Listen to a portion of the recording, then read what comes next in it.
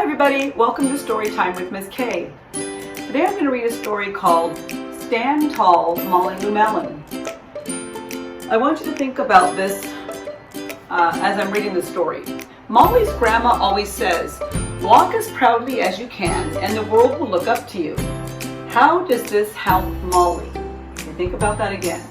Walk as proudly as you can and the world will look up to you. You're going to be thinking about how this helps Molly. Stand Tall, Molly Lou Melon by Lovell. Illustrated by David Catrow.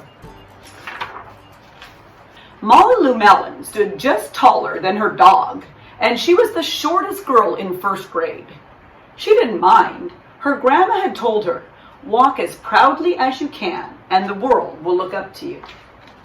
So remember, she's tiny, but the grandma said the world will look up to her. So she did. There she is doing a stunt going down the banister. Molly Lou Melon had buck teeth that stuck out so far she could stack pennies on them. She didn't mind. Her grandma had told her, smile big and the world will smile right alongside you. So she did. I love this picture. Molly Lou Melon had a voice that sounded like a bullfrog being squeezed by a boa constrictor. She didn't mind. Her grandma told her, sing out clear and strong and the world will cry tears of joy. So she did. Molly Lou Melon was often fumbled-fingered. She didn't mind. Her grandma had told her, believe in yourself and the world will believe in you too.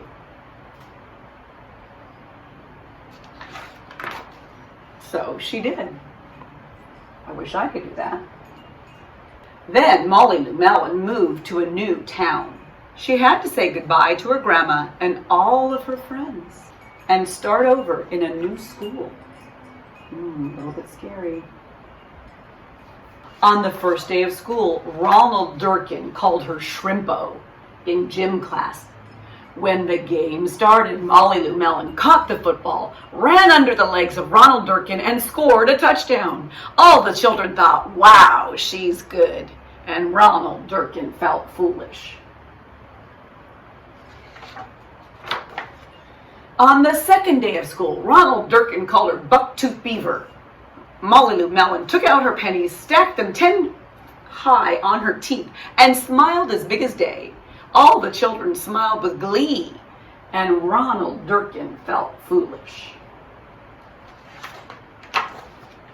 On the third day of school, Ronald Durkin said, you sound like a sick duck. Honk, honk.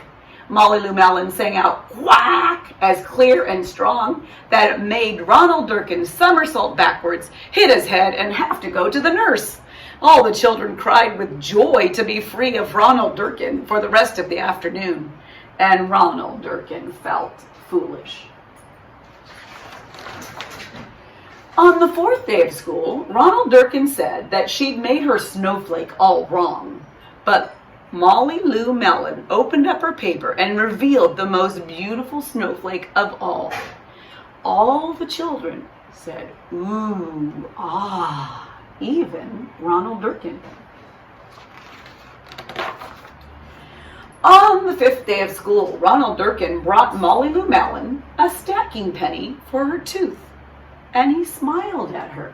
That night, Molly Lou Melon took out a pencil and paper and wrote to her grandma, Dear Grandma, I wanted to tell you that everything you told me was exactly right.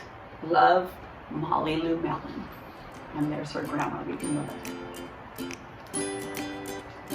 letter. How did what her grandmother told her to walk as proudly as you can through the world and the world would look up at you, how did that help Molly Lou Melon?